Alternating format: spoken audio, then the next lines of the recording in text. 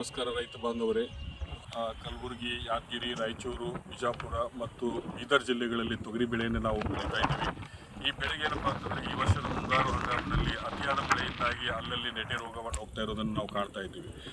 ತೊಗರಿ ಬೆಳೀತಕ್ಕಂಥ ರೈತರು ತಾವು ಬೆಳೆಗಳಲ್ಲಿ ನೆಟೆ ರೋಗ ಬರಲಿ ಅಥವಾ ಬಾರದೇ ಇರಲಿ ಮುಂಜಾಗ್ರತೆ ಕ್ರಮವಾಗಿ ಏನಪ್ಪ ಅಂತಂದರೆ ಪ್ರತಿಯೊಬ್ಬ ರೈತರು ನಮ್ಮ ಕೃಷಿ ವಿಜ್ಞಾನಗಳ ವಿಶ್ವವಿದ್ಯಾಲಯದಲ್ಲಿ ಕಂಡುಹಿಡಿದಂತಹ ಈ ಟ್ರೈಕೋಡರ್ಮಾ ಅನ್ನುವಂತಹ ಸಂಯುಕ್ತ ಜೈವಿಕ ಶಿಲೀಂಧ್ರನಾಶಕವನ್ನು ಪ್ರತಿ ಲೀಟರ್ ನೀರಿಗೆ ಏನಪ್ಪ ಅಂತಂತಂದರೆ 5 ಗ್ರಾಮದಂತೆ ಬೆರೆಸಿ ಅವುಗಳಿಗೆ ಏನಪ್ಪ ಅಂತಂದರೆ ತೊಗರಿ ಬೆಳೆಯಲ್ಲಿ ಈ ರೀತಿಯಾಗಿ ನಾವು ಗಿಡಗಳಿಗೆ ಉಪಚಾರ ಮಾಡಬೇಕಾಗ್ತದೆ.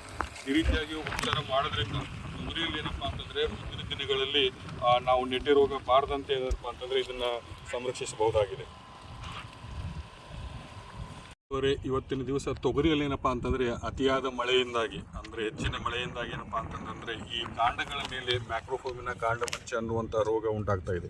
ಈ ಒಂದು ರೋಗದಿಂದಾಗಿ ಏನಪ್ಪ ಅಂತಂದರೆ ಗಿಡಗಳು ಇಲ್ಲಿ ಕೆಲವೊಂದು ಬಾರಿ ಟೊಂಗೆ ಮುರಿದು ಏನಪ್ಪ ಅಂತಂದರೆ ಬೆಳೆಗೆ ಹಾನಿ ಆಗ್ತಾ ಇದೆ.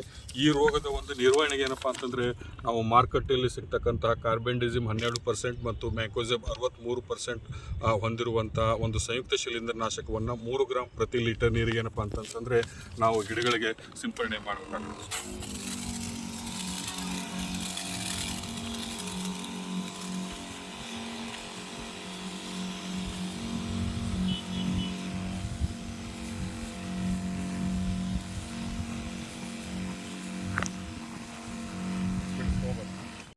ಹೆಚ್ಚಿನ ಮಾಹಿತಿಗಾಗಿ ರೈತರು ಕಲಬುರಗಿಯ ವಲಯ ಕೃಷಿ ಸಂಶೋಧನಾ ಕೇಂದ್ರವನ್ನು ಮತ್ತು ತಮ್ಮ ಸಮೀಪದ ರೈತ ಸಂಪರ್ಕ ಕೇಂದ್ರ ಹಾಗೂ ಕೃಷಿ ವಿಜ್ಞಾನ ಕೇಂದ್ರಗಳನ್ನು ಸಂಪರ್ಕಿಸಲು ತಿಳಿಸಲಾಗಿದೆ.